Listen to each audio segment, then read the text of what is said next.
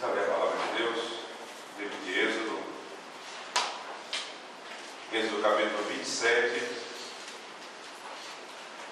Final do capítulo 27, aquela última parte, verso 20 e 21. E nós vamos adentrar hoje no capítulo 28 até o versículo 14. Êxodo 27, verso 20. Ordenarás aos filhos de Israel que te tragam azeite puro de oliveira, batido para o candelabro, para que haja lâmpada acesa continuamente.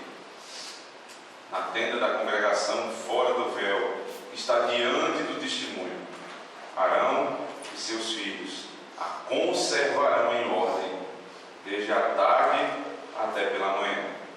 Perante o Senhor, estatuto perpétuo será este a favor dos filhos de Israel pelas suas gerações. Faze também vir para junto de ti Arão, teu irmão, e seus filhos com ele, dentre os filhos de Israel, para me oficiarem como sacerdotes, a saber, Arão e seus filhos, Nadab e Abiú, Eleazar e Itamar. Farás vestes sagradas para Arão, teu irmão, para a glória e ornamento. Falarás também a todos os homens hábeis, a quem enche do espírito de sabedoria, que façam vestes para Arão, para consagrá-lo, para que me ministre o ofício sacerdotal. As vestes, pois, que farão são estas: um peitoral, uma estola sacerdotal, uma sobrepeliz, uma túnica bordada, mitra e cinto. Farão vestes sagradas para Arão, teu irmão, e para seus filhos, para me oficiarem como sacerdotes. Tomaram ouro, estofa azul, púrpura, carmesim e linho fino. E farão estola sacerdotal de ouro, estofa azul e púrpura e carmesim, linho fino retorcido, obra esmerada. Terá duas ombreiras que se unam às suas extremidades e assim se unirá. E o cinto de obra esmerada que estará sobre a estola sacerdotal será de obra igual à mesma obra de ouro, e estofa azul e púrpura e carmesim e linho fino retorcido. Tomarás duas pedras de ônix e gravarás nelas os nomes dos filhos de Israel, 6 de seus nomes numa pedra e os outros 6 na outra pedra, segundo a ordem do seu nascimento. Conforme a obra do lapidador, como lavores de sinete, gravarás as duas pedras com os nomes dos filhos de Israel, engastadas ao redor de ouro as farás.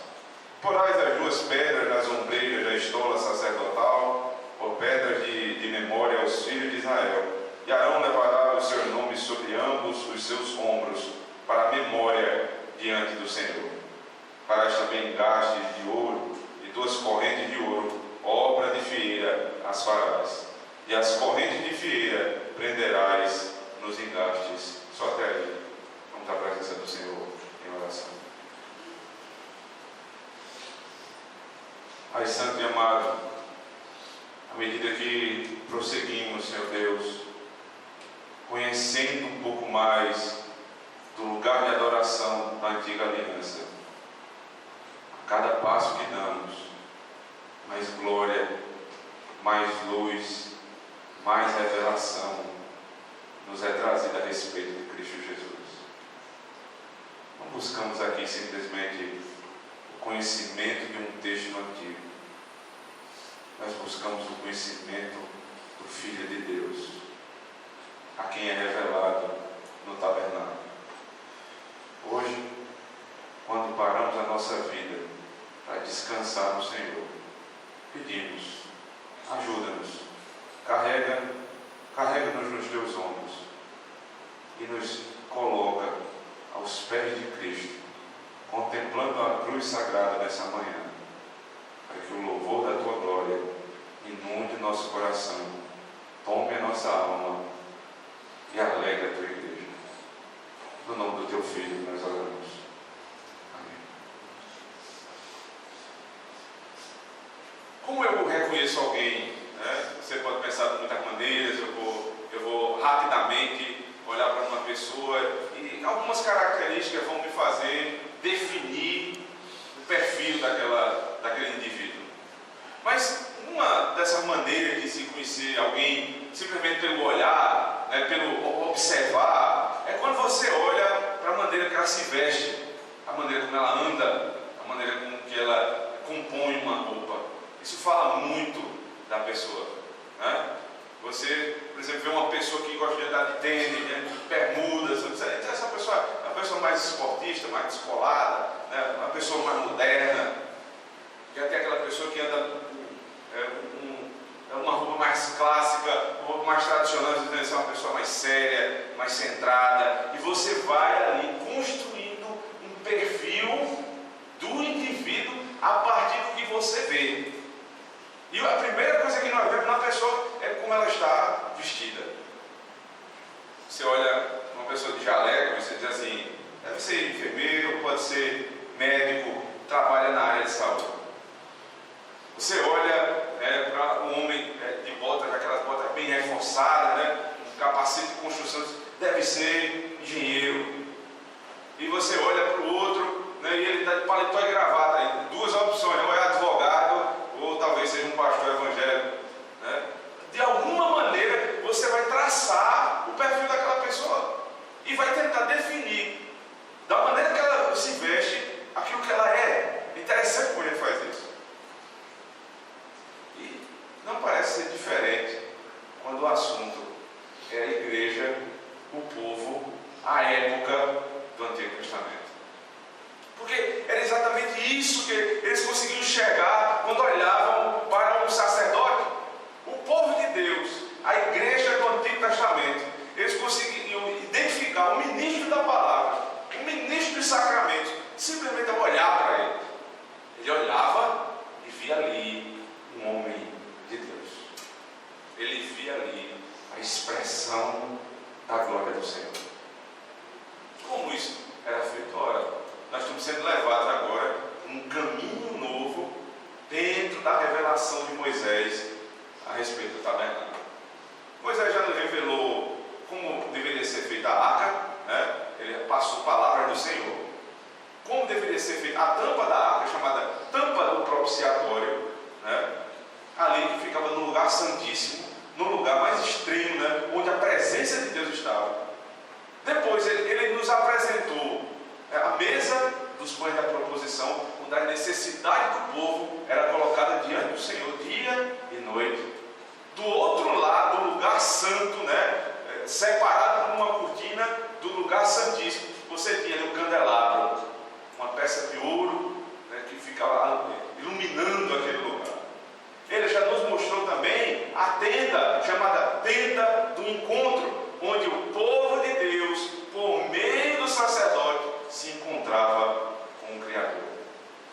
Semana passada tivemos a oportunidade de ver o átrio externo, o altar onde era feito ali o sacrifício e todo aquele lugar que cercava o local de adoração ao Senhor. Então veja, Moisés nos levou desde a parte mais interna até a parte mais externa. Mas como ele apresenta o tabernáculo, ele tem nos convidado a fazer esse tour, né? Esse passeio, essa jornada pelo lugar da adoração. Você deve ter identificado que precisava de alguém ali para trabalhar. Poucas informações foram dadas a respeito desses que vão trabalhar no lugar da adoração. Então é justamente nesse ponto que Moisés está nos levando. Agora você vai deixar de lado um pouco da visão do local, né? Nós estamos fazendo esse passeio e você vai agora focar na figura do sacerdote que trabalhava ali. E nós vamos ver pelo menos dois pontos desse trabalho sacerdotal. Primeiro, né, a ideia da continuidade desse trabalho. E em segundo lugar, nós vamos ver também na própria estrutura do texto, você percebe isso, verso 20 e 21 do capítulo 27, ali o trabalho incansável, né, dos sacerdotes. E a partir do capítulo 28, verso 1, nós vamos ter a descrição das vestes sacerdotais. É interessante, irmãos, que você possa entender que essa é uma vestimenta complexa. Não era uma coisa fácil de ser entendida, ela era muito complexa. Existiam várias peças dessa roupa. Então nós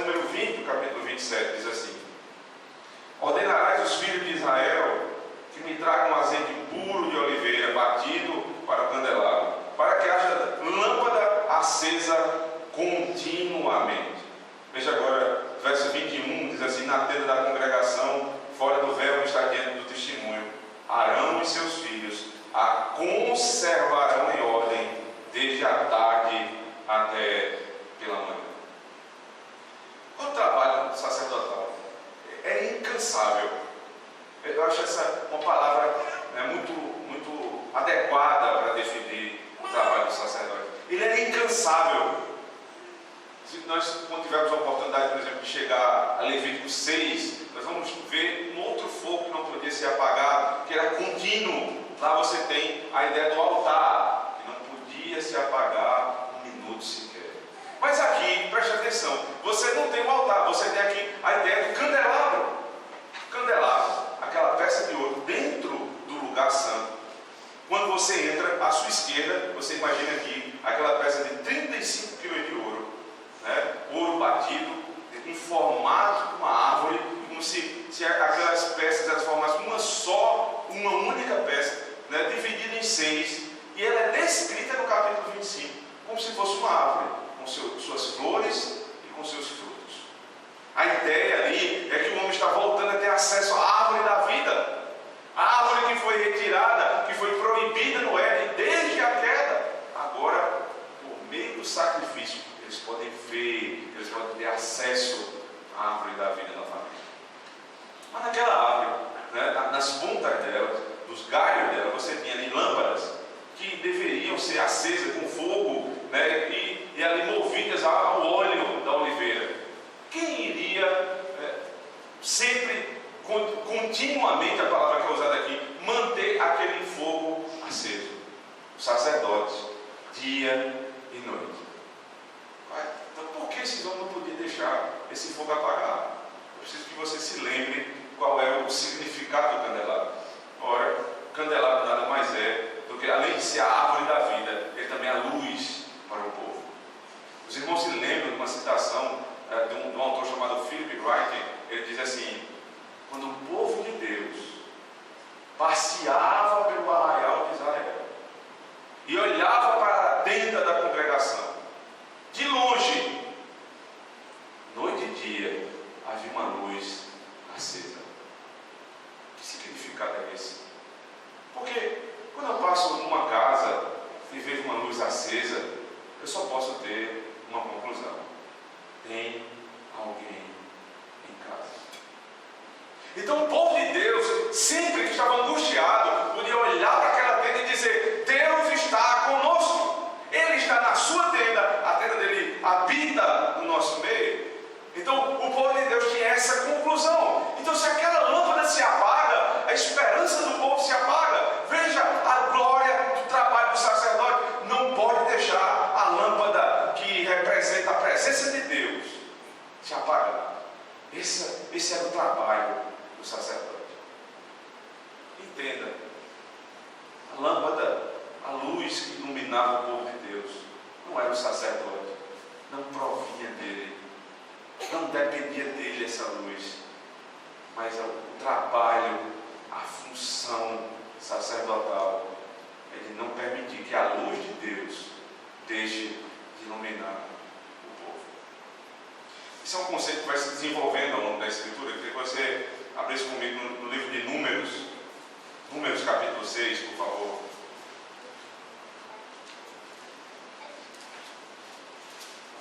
Esse é um texto bastante conhecido, né? Utilizado inclusive como bênção, é chamada bênção arônica.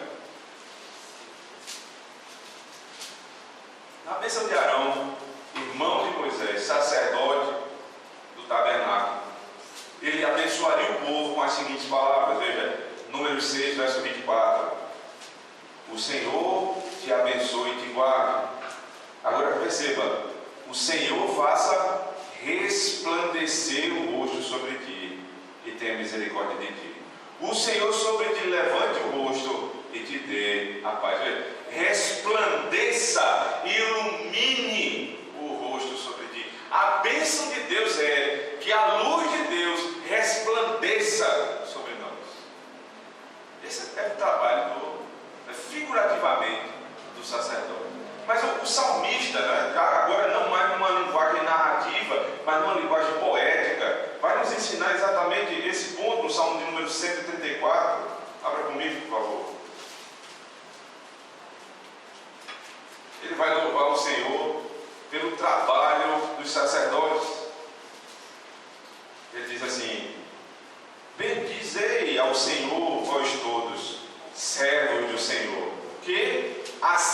servir na casa do Senhor. Agora veja o detalhe: nas horas da noite. Erguei as mãos para o santuário e bendizei ao Senhor. De Sião te abençoe o Senhor, Criador do céu e da terra. Veja só, você que trabalha na casa do Senhor, você que é sacerdote do Senhor, você tem do que bendizer, do que agradecer ao Senhor. O que é que você vai agradecer? O fato de trabalhar dia e noite na obra de Deus. Com que? Mantendo a luz acesa. E vocês vão olhar para aquele lugar onde a luz está acesa, vocês vão levantar as mãos para o céu e vão dar graças ao Senhor. E vão bendizer o Senhor. Por quê? Porque a lâmpada não se apagou. Você se lembra de Cristo dizendo assim, no Sermão do Monte: vocês são a luz do mundo. Aquele que consumou na sua obra, na sua pessoa, a luz do mundo, ele nos tirou do império das trevas, nos transportou para o reino do Filho do seu amor. Ele é a luz do mundo. Mas não só isso. O Pai das luzes, ele ensina os seus filhos a serem luz desse mundo. Entenda, o trabalho sacerdotal se cumpre em Cristo. Mas Pedro, quando vai se referir à igreja, diz: vocês são povo eleito, propriedade exclusiva de Deus, sacerdócio real. Quem? Os presbíteros, os diáconos, todo o povo de Deus é sacerdócio real do Senhor. Então preste atenção. Você não tem menos responsabilidade do que um presbítero. Nesse sentido, você não tem menos responsabilidade do que um diácono, porque você também é sacerdote nesse templo do Senhor, que é a igreja. Então, se você é sacerdote, essa luz precisa ser iluminada. Como? A palavra de Deus foi dada para o povo.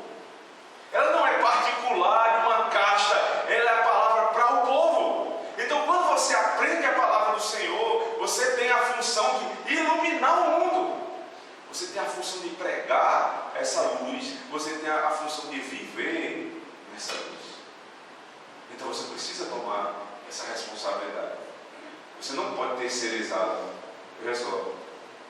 Alguém diz assim: eu já fiz minha parte. Domingo eu levei um visitante para a igreja. Bom, muito bom que você fez. Você fez, se você fez. E muito bom que você faça isso outras vezes. Isso é interessante, isso é bom. É trazer pessoas para ouvir a pregação. Mas esse não é simplesmente o seu trabalho. Iluminar o mundo é dar bom testemunho por onde você passar. E não perder uma única oportunidade de manter a luz do Evangelho acesa. Mas essa responsabilidade ela ganha outro sentido quando nós falamos especialmente de uma parte da igreja, aqueles que são oficiais da igreja. Porque veja só, se o sacerdócio ele é universal, todos são sacerdotes, então nós não temos uma casta separada, mas o trabalho, a função sacerdotal, em alguns aspectos, não foi dada a toda a igreja. Senão Paulo não diria na carta aos Efésios, no capítulo 4, que Deus, em Cristo, reservou alguns para apóstolos, outros para profetas, pastores e mestres. Ora, se todos são sacerdotes no mesmo sentido, por que essa divisão? Porque há uma divisão de função. Esse ofício sacerdotal é de todos, aqueles que creem no Senhor. Porém, aspectos desse ofício, eles são reservados a uma parte ordenada da igreja. Então, qual é o trabalho desse homem, que foi legitimamente ordenado para ser pastor da igreja, mestre da igreja? Olha, é exatamente o mesmo, em seu conceito, daquele dos sacerdotes. Qual é o trabalho do pastor? Ele precisa manter a palavra de Deus viva no coração do povo. Como é que ele faz isso? Pregação, em primeiro lugar. Pregação pública e particular.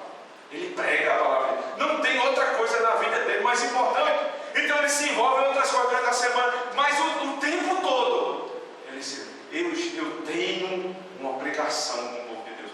Prega a palavra, dizia Paulo a Timóteo.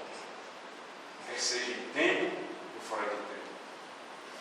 Mas não para no púlpito. Ele desce do púlpito. E os irmãos têm dificuldade, e tem dúvida, e tem necessidade. Então ele vai pregar, particularmente na visita, no aconselhamento, se dispondo a pregar a palavra aplicada à situação específica. Então, toda a palavra desse, tudo o que ele faz é nesse sentido. É por isso que quando chega no capítulo 6 de Atos, a igreja com um grande problema para se resolver.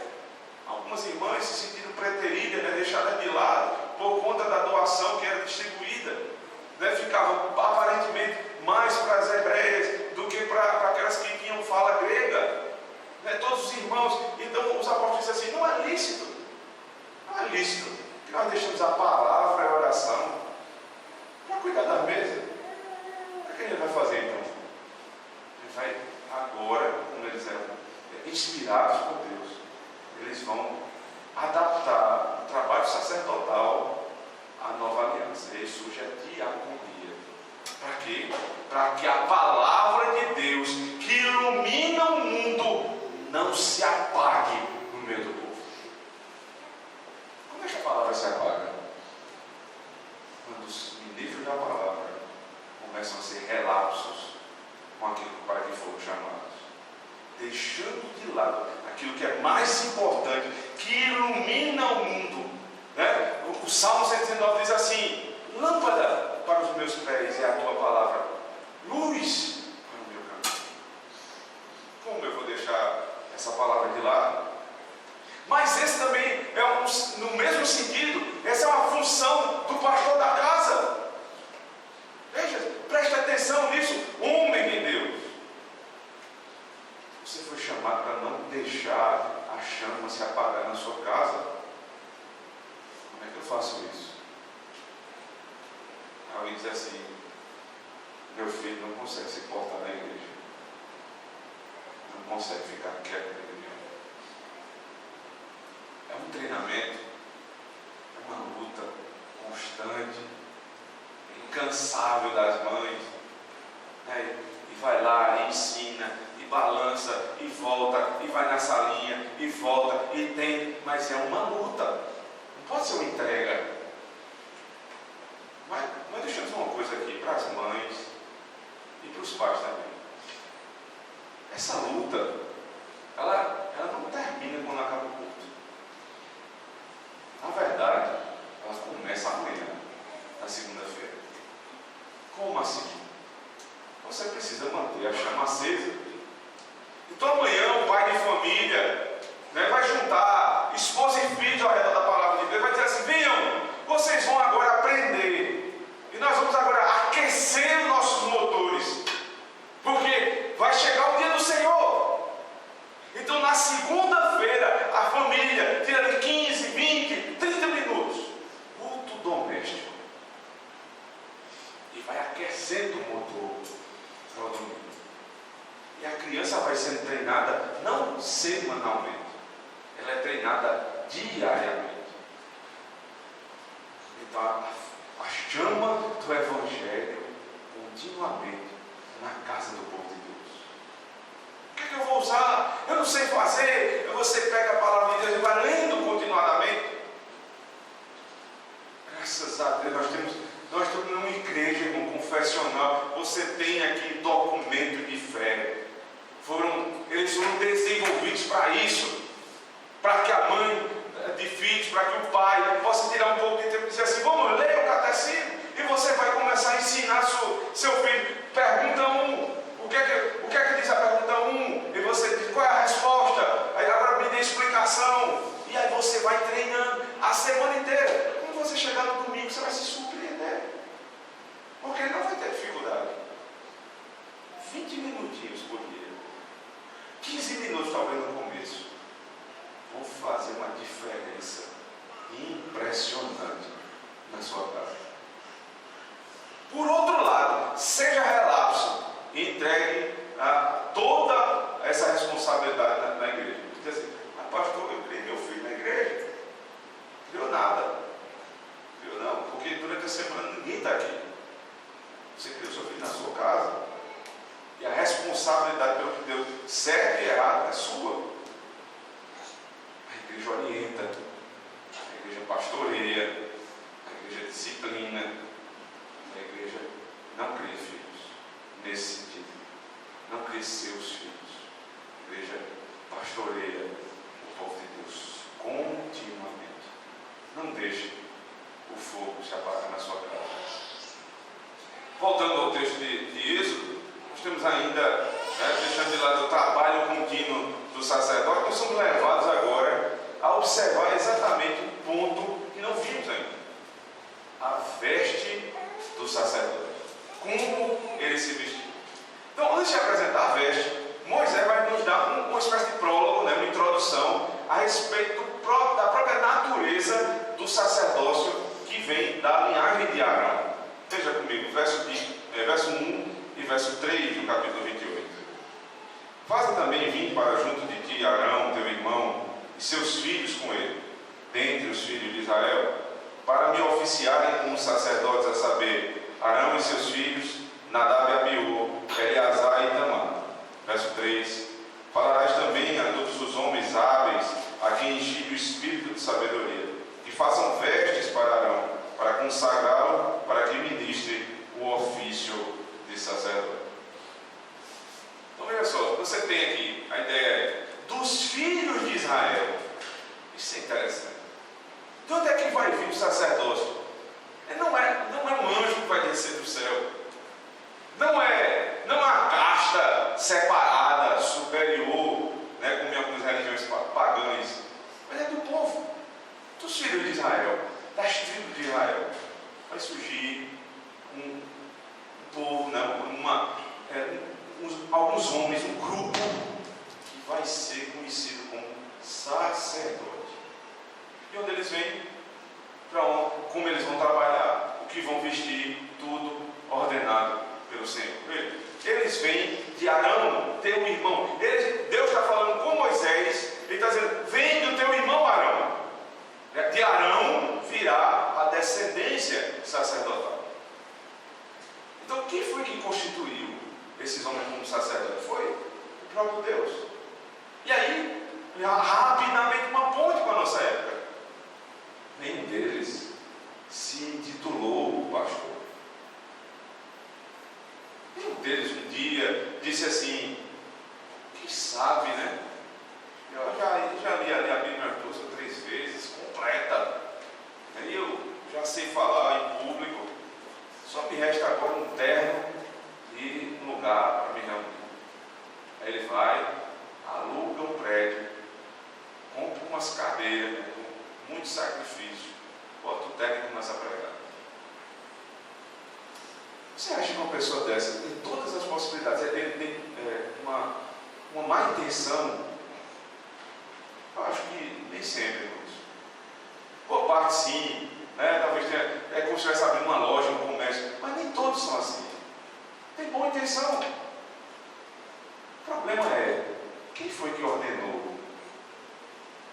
Pessoal, por que tem que ter uma ordenação? Porque foi sempre vazio. Como é que vinha o sacerdócio, o pastoreio no Antigo Testamento? Não era um homem que dizia, eu acho que eu vou ser sacerdote. Não, tem que vir da tribo. Tem que estar lá, tem que ser ordenado pelo Senhor. Aí veja qual é o padrão do Novo Testamento. Aí Paulo diz assim lá, escrevendo a Timóteo, capítulo 3, da primeira carta. Aquele que almeja o episcopado, não são todos, mas que almeja, excelente obra almeja. Ele quer uma coisa boa, então o presbítero tem que ser um homem irrepreensível, marido de uma só mulher, cordato, hospitaleiro, de bom testemunho. E você vê uma lista. Aí, no final dessa lista, ele vai falar depois do diácono. Lá no final, ele diz assim: e assim deve proceder a igreja de Cristo. Não são todos que são pastores, mas em toda a igreja, os que são pastores, eles têm o ofício do episcopado. você vai ler Atos, e quando você lê, por exemplo, Atos capítulo 14, Paulo chega, né, com uma comitiva e vai ali formar a igreja. Como é que ele forma a igreja? Ele começa a pregar e depois ele elege presbíteros com ordenação, imposição de mãos. Isso é tão sério, preste bem atenção, é uma coisa tão séria que quando ele vai ensinar Timóteo, que é um jovem pastor, como deveria tratar o ofício, ele diz assim: cuidado, Timóteo, cuidado para não impor as mãos precipitadamente. O que é que ele está ensinando ali? Nem sempre aqueles que se dispõem a ser oficiais da igreja deveriam ser. A igreja deveria inclusive rejeitar alguns desses homens, porque não reconhecem a vocação dele. É obrigação. Então você tem que ter cuidado para não impor as mãos. Por quê? Por que impor as mãos? Porque a imposição de mãos é o símbolo da autoridade sendo passada. Quando você vê aqui alguém recebendo imposição de mãos, ele recebe de alguém que tem poder para isso, que foi delegado para isso. E aquele irmão agora não é simplesmente mais seu irmão, agora ele é seu pastor. E se ele é seu pastor, ele tem autoridade. E se ele tem autoridade, ele não pode ser tratado como você trata qualquer outro. Que tempos que nós vivemos é esse? São esses. Um tempo onde não se respeita mais ninguém, nem a autoridade, nem nada.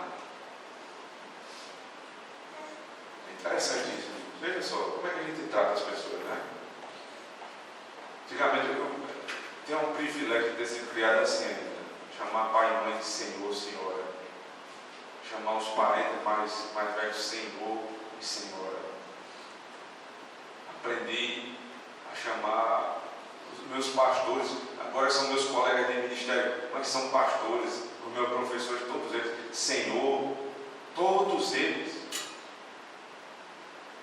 Mas é uma luta da nossa carne, uma luta por uma irreverência. Eu estou dizendo que mesmo na criação dessa maneira, você luta contra isso.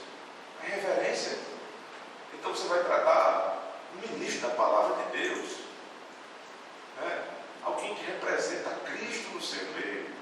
Aí como é que você trata? Você tira todo tipo de brincadeira com os presbíteros. Você não respeita o ofício. Não é respeitar a pessoa, ele é seu amigo, mas é o ofício que ele carrega. Você não chega para um juiz e chama: ei, você é o juiz da terra.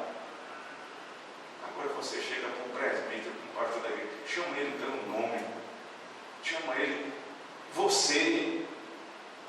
Isso é um detalhe, mas quando muito, há um desrespeito completo, peita pastor, peita presbítero, peita diácono, peita todo mundo. Que reverência é essa? Somos todos irmãos. No céu não vai ter privilégio para uns e outros, mas isso é digno de reverência. Eles são mais novos, são mais velhos, não importa. São seus pastores. Receberam imposição de mãos. Presbíteros, diáconos, têm autoridade vinda do Senhor. Exercem ofício na igreja do Senhor. Por outro lado, muitos têm usurpado esse cargo, se auto-intitulam apóstolos, bispos. Sabe quem sofre com isso? Não sou ele, não. Eles vão sofrer no inferno. Mas temporalmente, quem sofre é a igreja. Porque a igreja, negando os pastores fiéis, começam a seguir esses homens. E a palavra de Cristo, quando ele diz assim: o caminho para a perdição é largo, a porta é espaçosa, ela vai se confirmando no nosso meio. Como?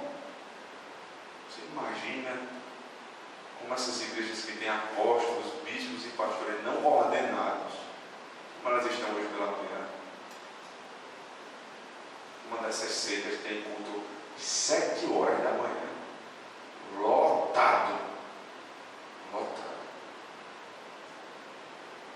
passamos de frente com a igreja católica todo domingo quando viemos para cá. Nós estamos vindo para cá 5 para 9, 9 horas.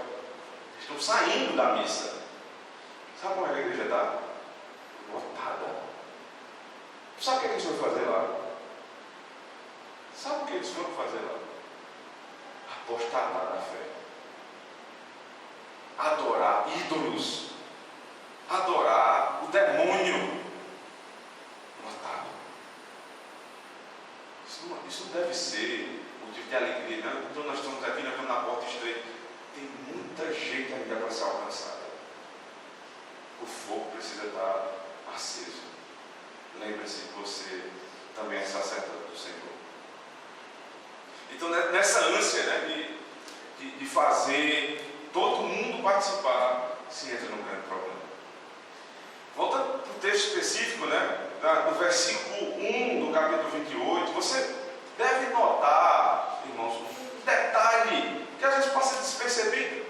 Porque diz assim: veja, Arão, teu irmão, seus filhos com ele, dentre os filhos de Israel, para me oficiarem como sacerdote, a saber, Arão e seus filhos. Aí vem uma lista, uma pequena amostra da genealogia de Arão.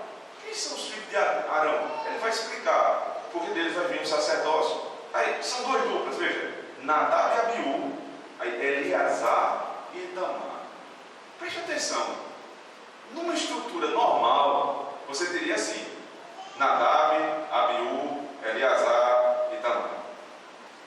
Mas ele colocou Nadab e Abiú juntos. E ele colocou como se fosse uma dupla: Nadab e Abiú, Eleazar e Itamar. O que é isso? O que ele está querendo me revelar aqui? O autor que escreveu Êxodo, o mesmo que escreveu Levítico. Então, ele não está construindo uma história sem saber o fim. Moisés, quando escreve a narrativa, ele vai me levando a pensar num ponto aqui que tem lá na frente novamente. Então, ao colocar essa lista exatamente com essa sequência, ele está separando os sacerdotes que não vão se desviar dos dois que vão se desviar. E aí eu sou imediatamente levado a Levítico 10, onde está a história de Nadab e Abiú. Por favor, Levítico capítulo 10.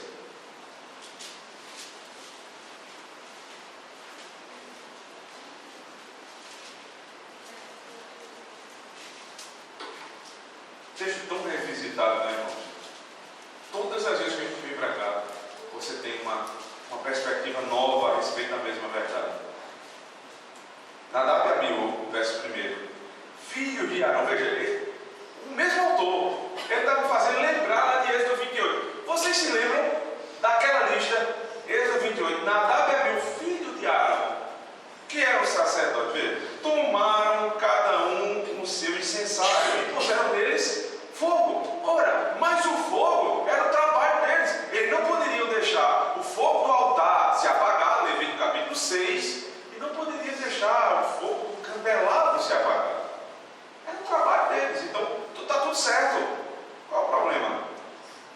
O fogo aqui é fogo estranho, perante a face do Senhor. E aí vem a explicação. O que lhe não ordenaram?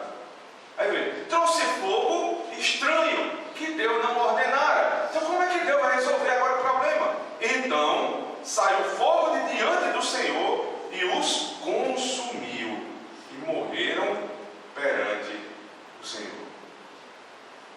2 pastores, filhos de pastor, fazendo o que lhes foi ordenado, trazer fogo, receberam punição do Senhor. Por quê? Porque não é simplesmente pregar o que Deus mandou. Porque não é simplesmente ministrar sacramento, é ministrar como foi ordenado. Não é simplesmente de aconselhar, mas é aconselhar à luz da palavra de Deus. Quando um pastor não faz exatamente como foi ordenado, ele incorre no mesmo erro. No mesmo erro. Qual é a punição do erro? Aí diz assim: e veio, então o Senhor, saiu fogo de diante. Eles entraram no fogo, e aí veio o fogo do céu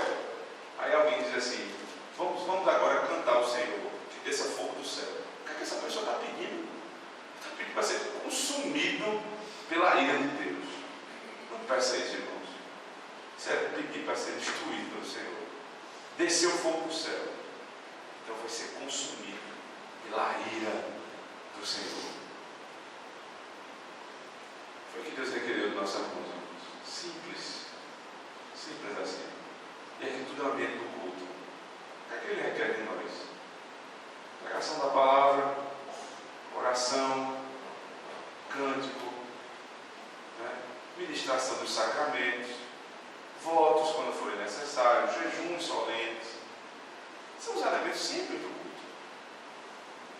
Mas aí alguém diz assim, mas na igreja não está crescendo como eu queria. E aí começa a invencionismo. Que tal nós fazemos no sábado?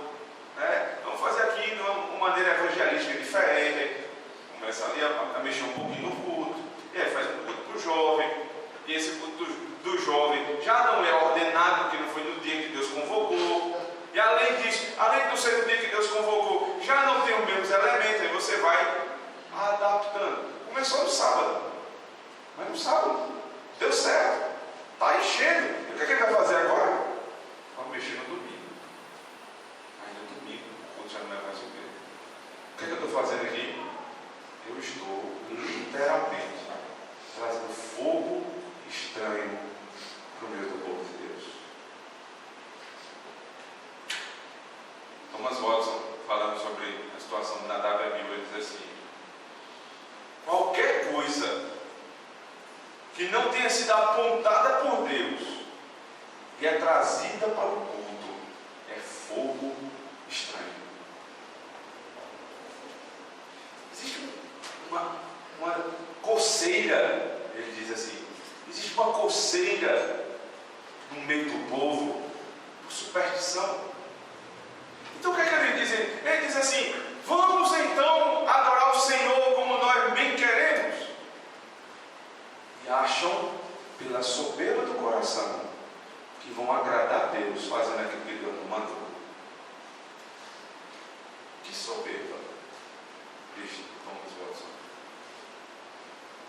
Mas um dia, Deus vai requerer desses homens prestação de contas. Cada um de vocês, veja só, cada um de vocês vai ter que prestar conta também ao Senhor. E Ele vai dizer assim: quem requereu isso de sua mão? Por que você trouxe isso para o meu culto? Quem foi que lhe deu essa liberdade?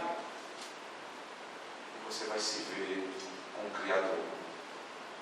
Porque trouxe fogo estranho à casa do Senhor. Aí alguém diz assim: graças a Deus eu não estou no Antigo Testamento, né? Porque quando eu me lembro do que eu já fiz no culto, eu já deveria ser consumido. Eu estava acabado. Mas graças a Deus, Novo Testamento, tudo tranquilo. É graça. Aí eu lhe convido a abrir na carta aos Hebreus, capítulo 12. Verso 27. O que foi que consumiu Nadab e Abiú? Fogo vindo dos céus. Deus é fogo consumidor.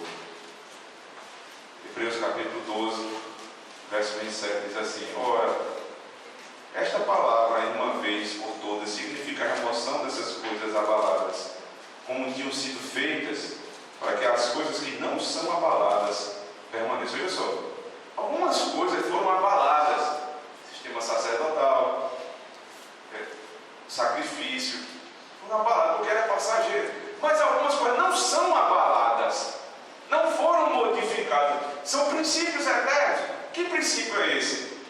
Por isso, verso 28, recebendo nós um reino inabalável, retemos a graça, pela qual sirvamos a Deus. Veja aqui, a palavra sirvamos é pela qual cultuemos a Deus. De que maneira?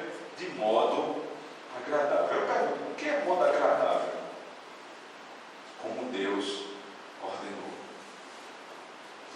Eu preciso cultuar como Deus ordenou. Por quê? Com reverência e santo temor. Porque o nosso Deus é o Deus de Nadab e Abiú. É fogo consumidor. Imagine você que o Deus do Novo Testamento é aquela figura Papai Noel, né? Aquela coisinha bonita. Não é. Ele não é esse velho bonachão que dizem. Ele é fogo consumidor. Fogo consumidor é o nosso Senhor. No Antigo e no Novo Testamento. Sabe o que acontece aqui? Se ele é fogo consumidor, também na Nova Aliança, o fogo dele vai descer do céu. Não sei se não é pastor, podia começar a descer para ver se cala a boca desses homens. Cadê o juízo de Deus? Os profetas diriam: até quando, Senhor? Deixa eu me convidar a tentar entender onde está agora o fogo de Deus consumindo o povo. Faça o seguinte: olhe para a situação do culto e olhe para o nosso governo. O governo ímpio, o governo que se rebela contra o Senhor, um governo maldoso que persegue a igreja. Isso não é juízo? Agora, foque na igreja, especificamente nos pastores. O que é que sai do púlpito hoje?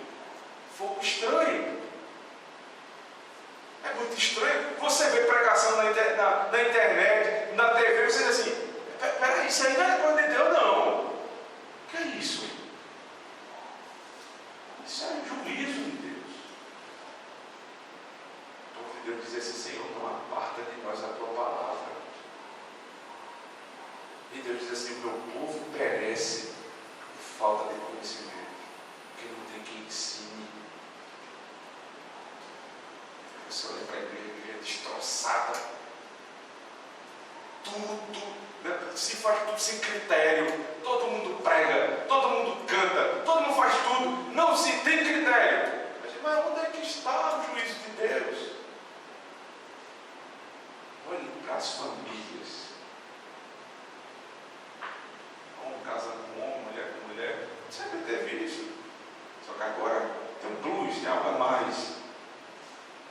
As pessoas estão começando a achar isso bom. Você não é nem louco de dizer o contrário. E as famílias da igreja sendo destruídas por falta de conhecimento. Juízo de Deus.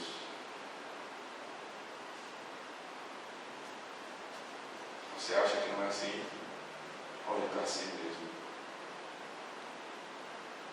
O povo de Deus tem sofrido pelo que tem feito no culto. E nós que temos tido um privilégio, irmão, nós não somos melhores do que absolutamente ninguém. Temos o privilégio de ter um culto fiel. Nós não damos valor a isso. Por qualquer coisa, por qualquer motivo, deixamos de lado o culto ao Senhor. E aí depois não sabemos o que aconteceu na nossa vida. É juízo de Deus, que mudou a administração do juízo. Não desce para fogo imediatamente. Ele vai consumindo sua vida aos poucos. Ele vai lhe repreendendo aos poucos. É juízo do Senhor. Voltando novamente para Êxodo 28, a última parte dessa divisão. Temos agora especificamente as vestes, né, desse sacerdote. Verso número 2 diz assim: para as vestes sagradas para Arão, teu irmão, para a glória e ornamento. Vestes sagradas para a glória e ornamento.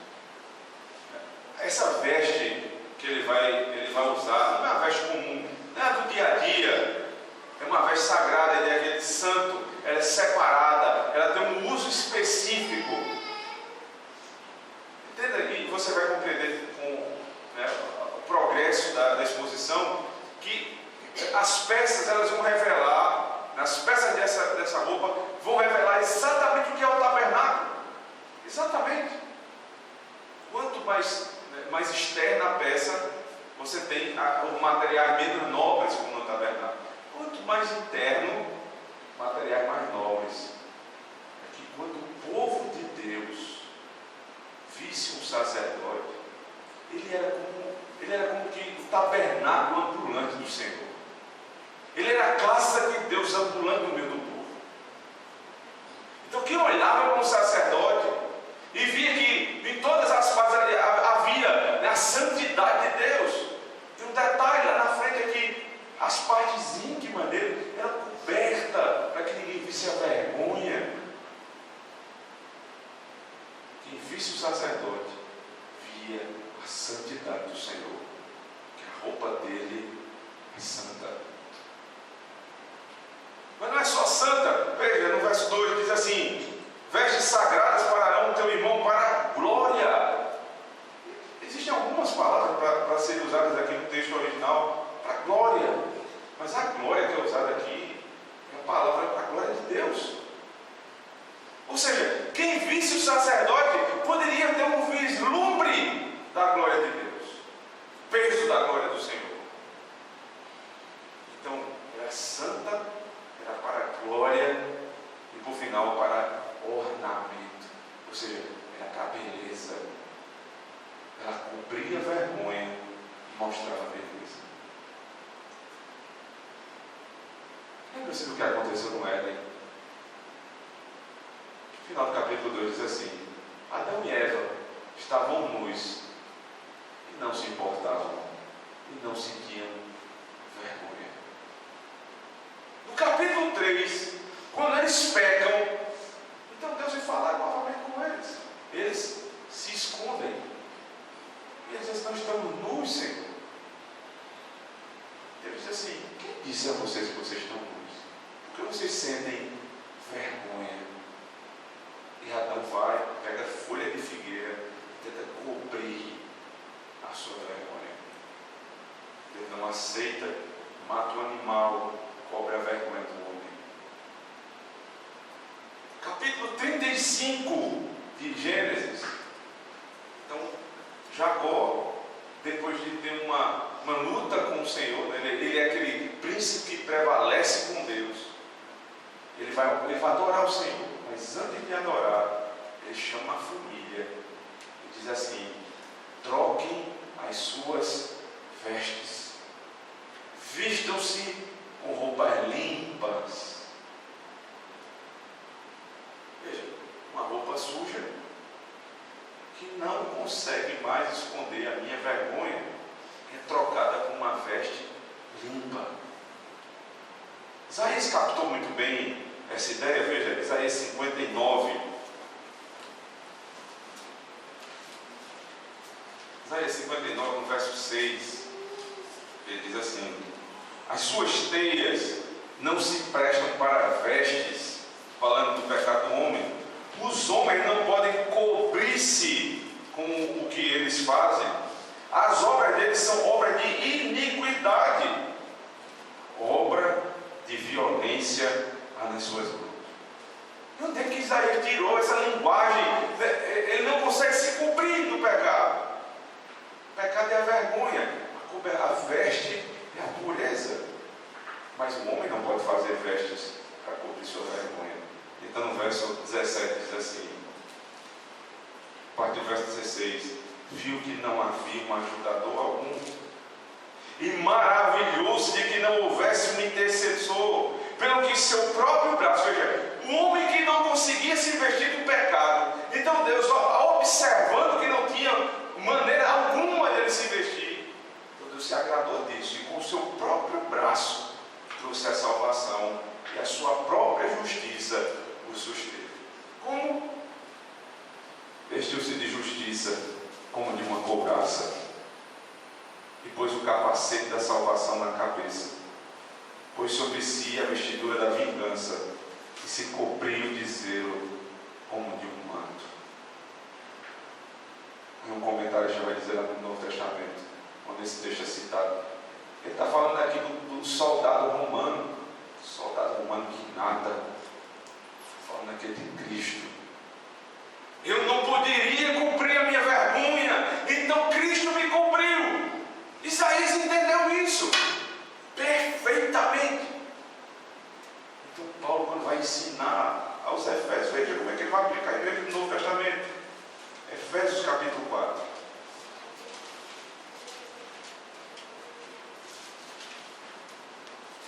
Verso 20, ele diz assim: mas não foi assim que aprendesse a Cristo?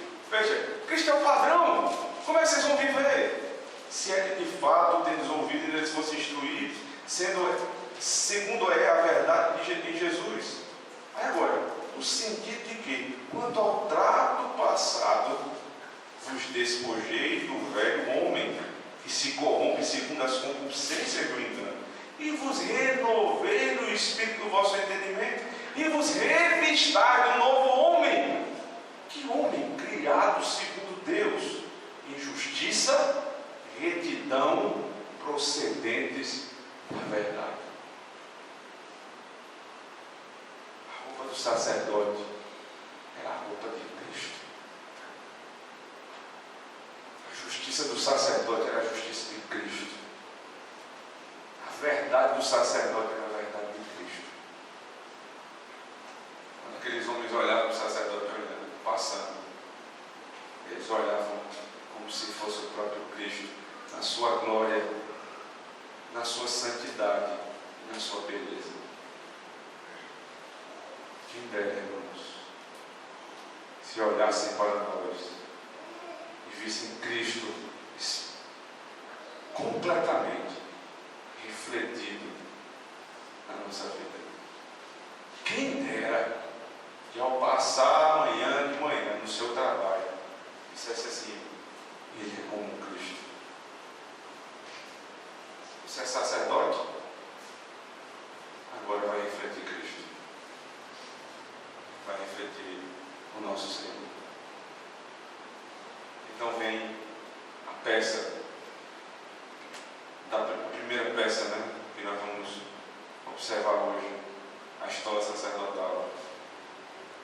Verso 6 diz assim, verso 6 do capítulo 28 diz: e fará uma estola sacerdotal de ouro, estofo azul e púrpura e carmesim e linho fino retorcido, obra de esmeralda. Engraçado que nos próximos versículos você vai ter uma repetição, Veja, estofo azul, púrpura, carmesim, linho fino retorcido. Depois, novamente, estofo azul, púrpura, carmesim, linho fino, retorcido no verso 8. E assim por diante. Por quê? Porque aqui, irmãos, são exatamente as cores do tabernáculo. Mas não é do tabernáculo mistério. É daquela parte mais interna dele. Não tinham acesso. E a estola sacerdotal é uma peça que ela era colocada aqui sobre os ombros do sacerdote. Ela tinha exatamente as cores da cortina lá do lugar santo. Para quê? Eles iriam ver a glória do Senhor passeando no meio do povo. Mas não só isso, eles iam ver um pouco mais. Verso 9 diz assim: tomarás 2 pedras de ônix e gravarás nelas os nomes dos filhos de Israel. 6 dos seus nomes numa pedra e os outros 6 na outra pedra, segundo a ordem do seu nascimento, conforme a obra de lapidador, com lavores de sinete gravarás as 2 pedras com o nome dos filhos de Israel, engastadas ao redor de ouro as farás, e porás as 2 pedras nas ombreiras da estola sacerdotal, por pedras de memória aos filhos de Israel. E Arão levará o seu nome sobre ambos os seus ombros, para memória diante do Senhor. Então, naquela estola sacerdotal, azul, púrpura e carmesim, você tinha aqui no ombro, preste atenção, exatamente nesse lugar, uma pedra de ônix no lado direito, uma pedra de ônix no lado esquerdo. E nessa pedra está escrito lá, 6 nomes das tribos de Israel de um lado, 6 dos outros nomes no outro lado. E no ombro, especificamente no ombro, cravada no ombro. O que ele iria fazer? Então ele disse assim: Arão vai entrar no lugar santíssimo. O que Arão ia fazer lá? Ele vinha com uma bandeja cheia de sangue, porque o sangue foi derramado no sacrifício lá fora, no altar. E ele traz o sangue para a presença do Senhor. E esse sangue vai ser derramado sobre a tampa do propiciatório, no lugar onde Deus habita. E ali o sangue e as sobre o propiciatório, fará propiciação, ou seja, pagará o preço pelo meu pecado. Quem entraria ali? Arão. Quem iria com ele? Cravado nos seus ombros, as 12 tribos de Israel. Que imagem é essa, irmãos? Como é que eu entro na presença de Deus? Eu não tenho como entrar sozinho. O sacrifício foi feito no meu lugar. Alguém vai me carregar nos ombros na presença do Senhor. O sacerdote carregava todo o povo de Deus nos ombros, porque nós não podemos chegar com as nossas próprias pernas na presença do Senhor. Isaías capítulo 9 diz assim, verso 6: porque um filho nos nasceu, um menino se nos deu, nos seus ombros está o governo. Ele carrega o povo dele, porque ele é um bom rei. Mas não é só rei. Ele é profeta. Ele anuncia a palavra desse reinado. Ele não é só rei e profeta. Ele é sacerdote. Por isso que lá em Mateus capítulo 11, verso 28, ele diz assim: vinde a mim, vós que estáis cansados, sobrecarregados, e eu vos aliviarei. Troquem o jugo pesado que vocês têm trazido pelos seus próprios pecados. Deixe eu levar nos ombros. Ele é o nosso sacerdote. Ele nos carrega nos ombros. Venham, vocês vão achar em mim descanso para as vossas almas. O sacerdote entrava com a estola, as 2 pedras com os nomes ali, como se ele carregasse para o Santo dos Santos, apresentando Cristo e a obra dele, nos carregando a presença do Pai.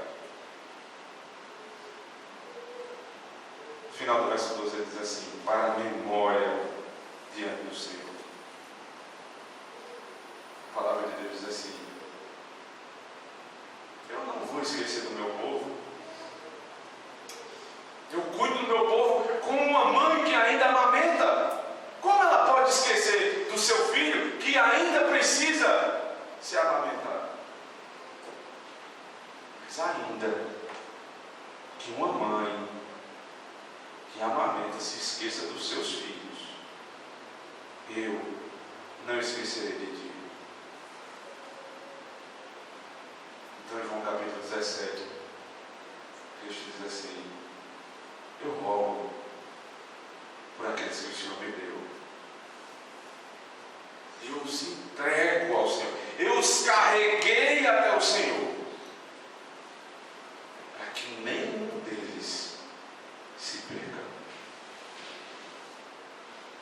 Sabe qual é o trabalho de Cristo hoje? Continuamente, dia e noite, intercedendo por nós diante do Pai.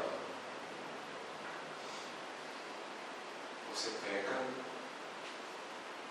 seu nome gravado nos ombros de Cristo.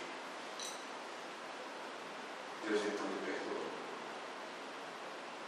Você luta contra o pecado.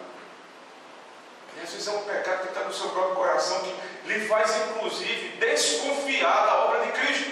E você diz: não é possível que eu seja salvo. Você se lembra: meu nome está gravado nos ombros de Cristo. Memória diante do Senhor. Eu não posso ter dúvida da minha salvação, porque não fui eu que cheguei à presença do Senhor, eu fui carregado por Ele. Essa é a primeira peça da veste sacerdotal. O trabalho dele é contínuo. Ele foi ordenado pelo Senhor. Ele carrega o povo de Deus nos ombros. finais, irmão, desse texto para a nossa vida. Em primeiro lugar, qual a roupa que lhe caracteriza? A de médico, enfermeiro, profissional liberal, engenheiro, gari, seja o que for. Essa não é a roupa que ele deve identificar, mas a roupa de Cristo.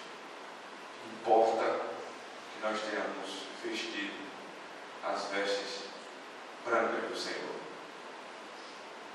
Como é que eu vou fazer isso? Não pode ser pelo meu sacrifício. Eu não posso chegar à presença do Senhor pelo meu sacrifício. Então alguém foi sacrificado no meu lugar. Eu que estava morto em delitos e pecados, fui carregado nos ombros pelo sacerdote. Estou agora na presença de Deus. Veja só, você está exatamente nesse lugar agora. Se você é crente, tem alguma dúvida da sua salvação, lembre-se disso. Cristo o carregou e faz memória todos os dias de você na presença do Senhor. Em segundo lugar, se você não crê no Senhor, veja bem, não tem como você se vestir de santidade se não for com as vestes de Cristo. E ela não cabe num pecador. Creia no Senhor, arrependa-se do seu pecado, seja revestido da glória do Cordeiro de Deus. Uma última aplicação diz respeito ao nosso ofício sacerdotal. Preste atenção. Se nós somos sacerdotes, nós temos que ser como Cristo. O que é que Cristo fazia? Ele orava pelo povo incessantemente. Então o apóstolo Paulo diz à igreja: orai sem cessar. Não permita que outra coisa tome tanto o seu tempo a ponto de você não ter tempo de orar. Porque esse é seu sacerdócio, orar pela igreja. Quantos desafios essa igreja tem? Você é sacerdote, você vai orar pela igreja, você vai orar pela liderança, você vai orar pelo irmão que está ao seu lado, você vai orar pela sua família e por si próprio. Você é sacerdote. Apresente o povo de Deus diante do Senhor em Cristo. Exerça o sacerdócio real que nos foi dado. Não negue o ofício que o Senhor lhe deu. Que Deus nos abençoe sempre, observando no Antigo Testamento a glória